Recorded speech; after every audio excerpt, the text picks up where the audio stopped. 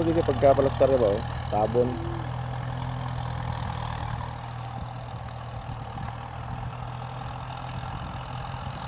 Duha mo kabalik. Isa lang. Duha oh. Ginadwa. Balikan na ni. Dire man na gihapon balik rin mo. Mga pila ka days dapat yan habaw kita siya karon. Mga pila ka days dapat yung mag-ulan para sigurado gid nga 100%. Ano, okay pa na. Okay, Pero nung ba basa man ang Moisture Pero kung halimbawa wala gyud sa ulan, hanin karong adlaw ni. Delikado na siya sa tubo. Delikado Sa kabulan mga pa. 1 month. Wala Wala na. na semana, wala na. Ado ka semana okay pa. Pero isa ka bulan tiki na. Hmm.